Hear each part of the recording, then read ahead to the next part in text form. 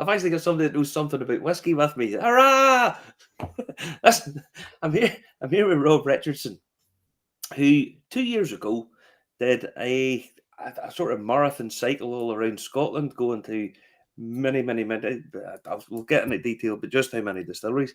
And now next week he's got another one where he's going to do Wales. Rob, how are you, buddy? Oh, evening. How are we doing? I'm not too bad. I'm not too bad. In celebration of your Welsh venture, I'll go with a Penderyn. I'm going to pour myself a wee Penderyn. Nice.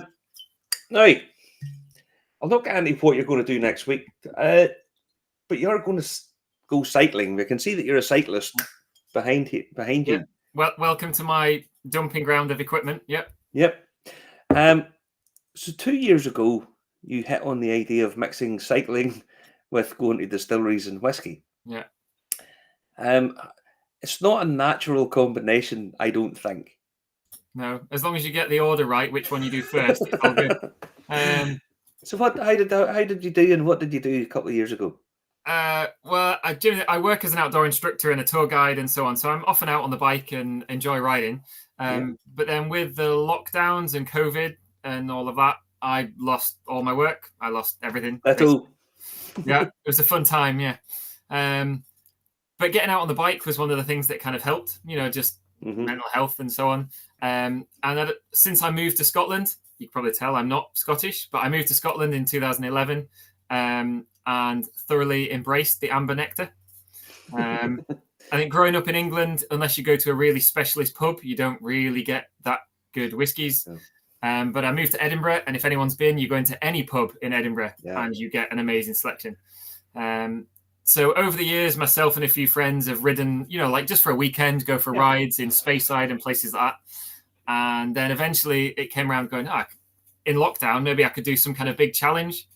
And I thought about biking around Scotland and what I could use as different checkpoints or routes and so on. And then I eventually up hitting on kind of the whiskey side of things. So it originally started of just ride the length of Scotland, from the bottom of Scotland to the top of Scotland.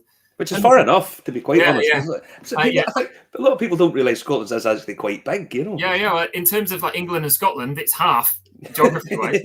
And I realised there's a few distilleries along the way. If anyone's been up and down the A9 in Scotland, there's a few distilleries.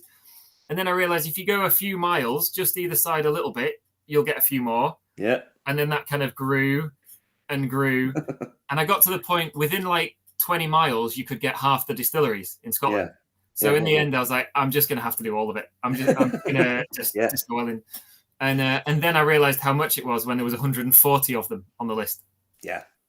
But it was good. It kind of was the light at the end of the tunnel, really, in COVID and the lockdowns. And it gave me something to focus on because it took so long to plan and so on. I would have thought there's a huge amount of planning goes into that. Yeah. Even just knocking on doors, sending out emails, calling people to try and tell them you're coming.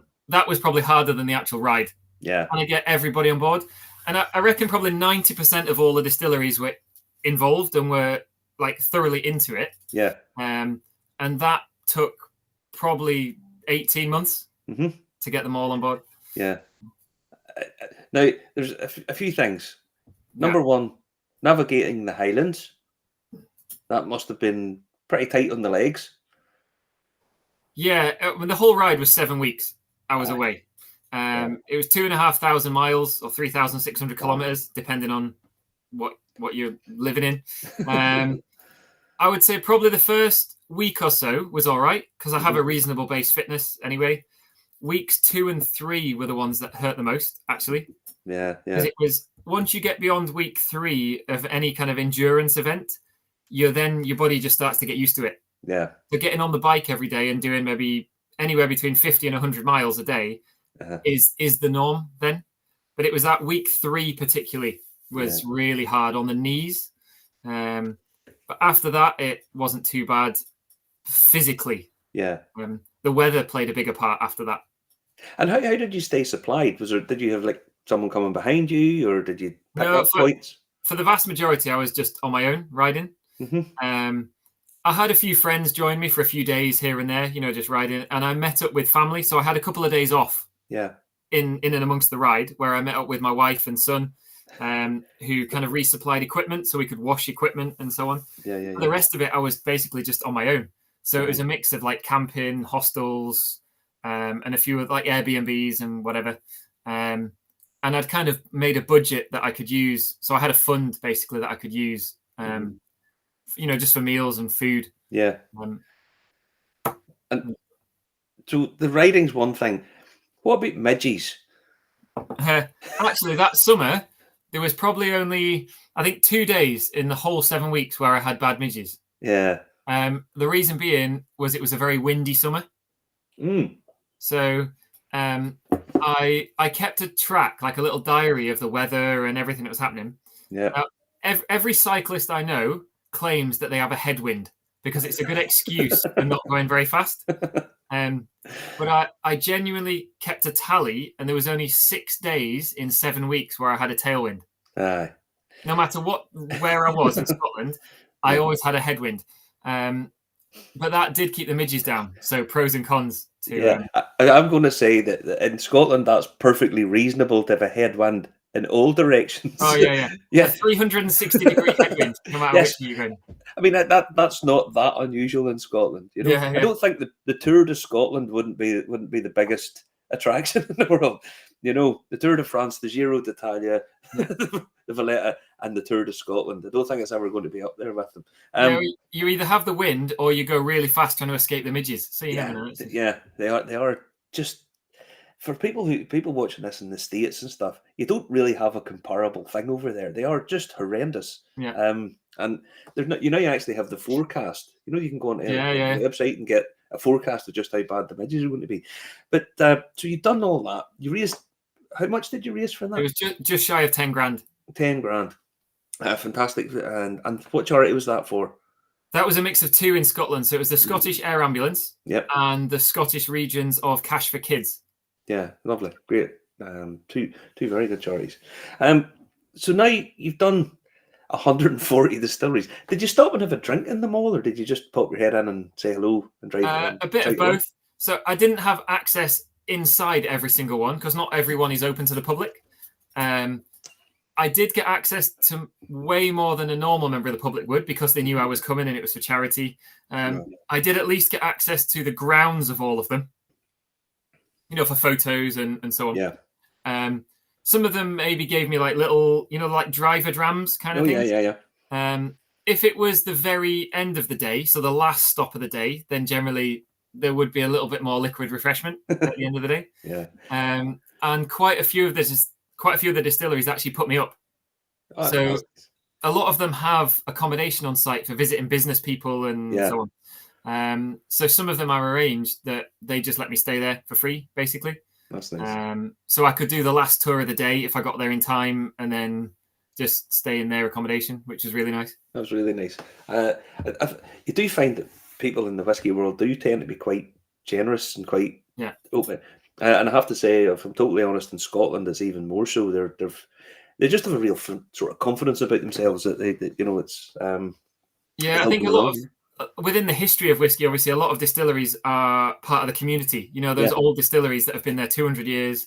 The people that work in them now, it was maybe their great grandfather that worked there and stuff. And so, I think once I got hold of the correct person to speak to at any given distillery, because many of them now are massive businesses, aren't they? Yeah.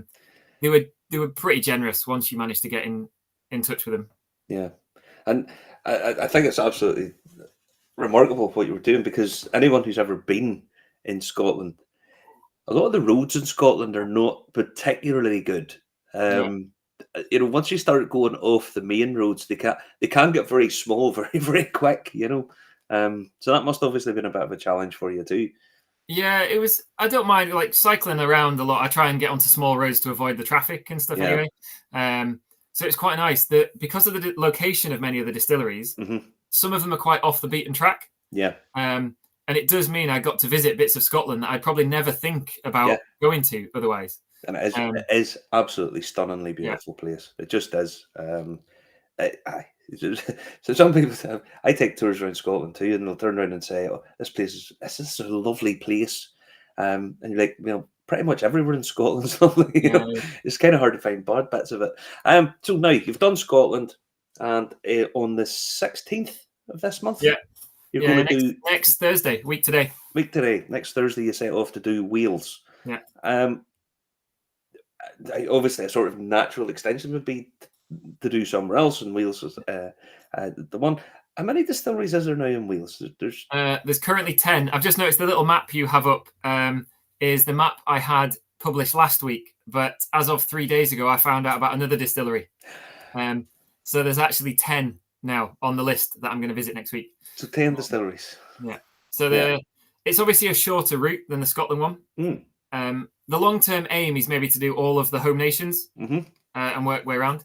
And I was umming and ahhing whether to do maybe Ireland next, because Ireland is obviously another famous whiskey region. Oh, yeah. The problem is they open one about every 15 minutes over here now. Yeah, even in Scotland, if I did the same ride again now, there's 20 more on the list. Yeah, they are opening them at a rate of knots. So I was umming and ahhing between Ireland and Wales, and I was trying to fit it in between work and family and everything. Yeah. And I kind of got poked into it a little bit by someone who runs a whiskey podcast in Wales, about like, oh, you should do the Welsh one. So it's only a week, but that's to try and keep the challenge per day roughly the same.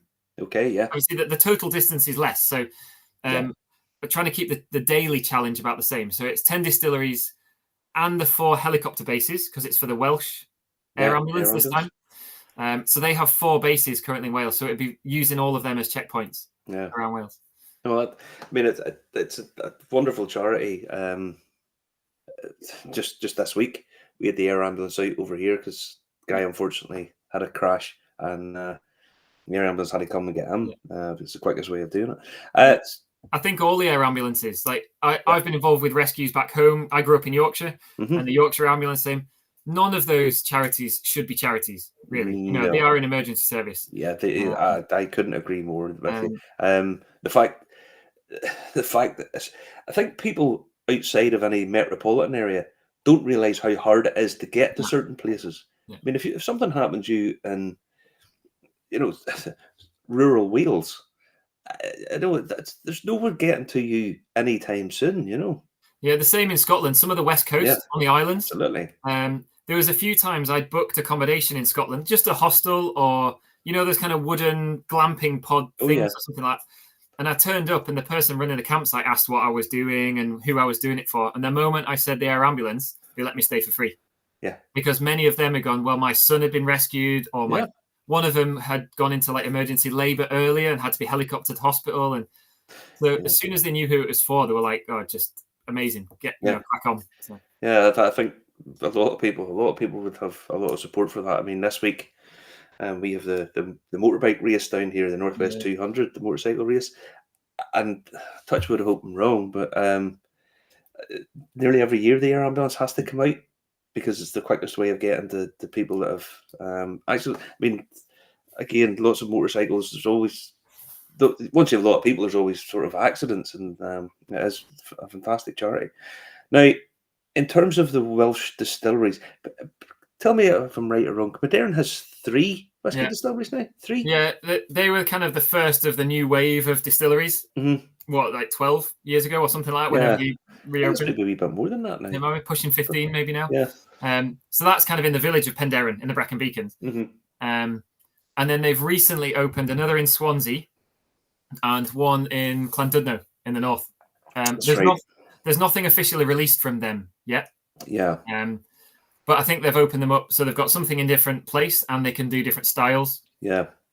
And I know they're sort of focused on sort of trying to promote females, women within the whiskey industry and stuff as well. So I think they're doing flying the flag for Welsh whiskey quite well. Yeah, they've been quite heavily involved with the GI status. Yeah, of Welsh whiskey as well.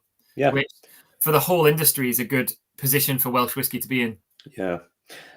Sometimes I think the GI stuff it lends a lot of credibility, but it kind of sometimes becomes a bit of a straitjacket for people because they have to stay within the I'll give them that the wording of it is not as restrictive as the Scottish GI status, so it does allow them to have a little bit more play still. Yeah, the Scottish GI is very restrictive. It is. But then I mean, they just keep smashing it out the park with the stuff that they do make, So yeah. Now you set off next Thursday. Yeah. From where? Going to start at the heli base in Cardiff. So at the Okay. heliport base in Cardiff. There's Cardiff Distillery, which is just around the corner from there. So that's fairly easy. Then there's Hensall Castle Distillery, which is the one that I found out about only a few days ago, it's just outside Cardiff. So it's fairly close. Yeah. And then up to the original Penderyn, day one. Yeah. So there's those 3 on the first day. Yeah. I can't help noticing there's a bit of a gap between between up sort of the Welsh coastline there. There's not an awful lot. You're going to do an awful lot of cycling. I keep hearing like little bits and pieces about a potential other distillery on the west coast, kind of on Cardigan Bay area. Mm-hmm. But I think from what I can gather, it's a gin distillery that has occasionally done a tiny batch. Like they're not a whiskey distillery, they've just kind of dabbled. And I've not heard anything from them or any full details. So they're not on my list really, because I don't think they're a fully operational whiskey distillery per se. But yeah, that middle ground, there's next to nothing. Yeah. There's the heli base, so there is a checkpoint for me to go via. There's no distilleries in that middle bit. Yeah. So day 1 you do 3. Yeah. The next day you are where? Day 2 it kind of heads west. So from Cardiff, on the little map that you've got up, kind of those first 2, although there's 3 there, first 2, then head west to Swansea. So there's the Swansea Penderyn, and the Coles Distillery. Sorry, which is basically out the back of a pub. So it's the guys doing it themselves. Yeah. So there's 2 on that day, on day 2, and then 2 on day 3 as well. So there's In the Welsh Wind and Deville, which are very close together. They're only a few miles apart out on the west coast or near the west coast.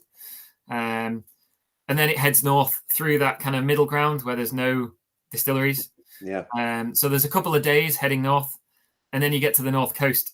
So the Llandudno Penderyn, which on that little map is the furthest right of those 3 on the north coast. Yep. Then we have Aberfalls Distillery, which is in the middle, and the one out on Anglesey Mon Distillery. Yeah.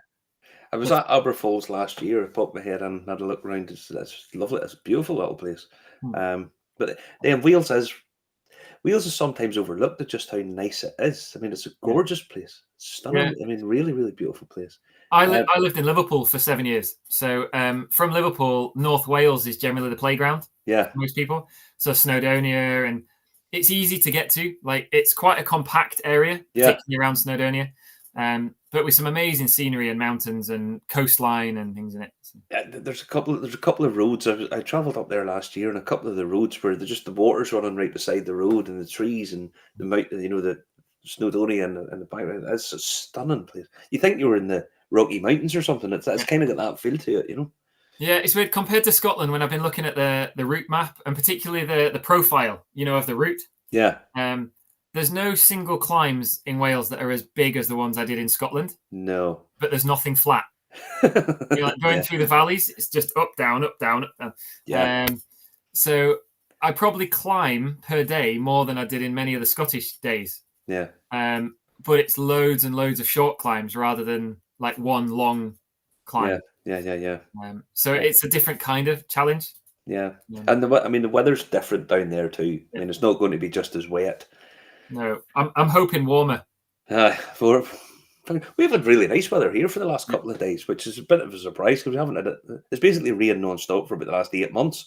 So yeah, fingers crossed the weather's good for you for doing it. Now, it's just the air ambulance are raising for this time. It's not. Yeah, for this one because it's a smaller challenge. It's only a week. It's not 7 weeks. It's not as big, and we're never going to have the same number of bottles to auction off afterwards. Yeah. So I thought if I do multiple charities, each one by the time I split it is going to get such a small amount. So I thought I would just go with the air ambulance as well on this one, and it's something that I can do. If I did an English one or an Irish one, there are regional air ambulances, so I would just do it for each of the regional air ambulances. Yeah. And go down that line. That's good. And what's your target to raise? How much do you want to raise? I've put on just if I can get £1,000 for the week, that'd be great. Yeah. Obviously, I don't quite know what the bottle side is going to end up like. So each of the distilleries are hopefully going to donate a bottle or 2 to auction. And then once I've got them all together after the auction, they'll go online and the auctioneer has kindly agreed to donate the commission as well. Very nice. So that will help. So yeah, anything over £1,000 I can get would be amazing. That'd be fantastic. That'd be fantastic. Now, can we keep track on you where you are? Not that we're the Chinese government. We're not spying on anybody. We just want to keep where you're at.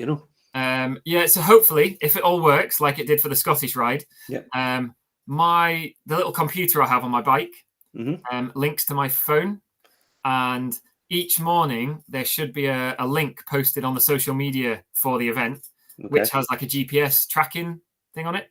So all being well, computers and everything, touch wood, there will be live GPS tracking through it as well. Excellent. Because that worked on the original ride. Some people kind of came and went. People got in touch going, I live near the route. Yeah. Could I come and join you for 10 miles or 20 miles or whatever and stuff. And that was quite nice.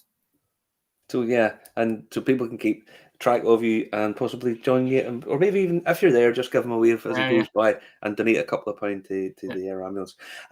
Listen, Rob, it's been great chatting to you. We will catch up with you while you're doing the ride. We won't forget about you, and we'll see if we can get you a few pounds to get you on your way. We're going out on Saturday for a day, and we'll maybe see if we can get a couple of pound gathered together for you. That'll do. Thank you very much. Yeah, that'd be great. Listen, safe journeys, and see you again in a couple of weeks. Yeah, chat to you soon. Thank you very much. Cheers, Rob. Cheers. Bye.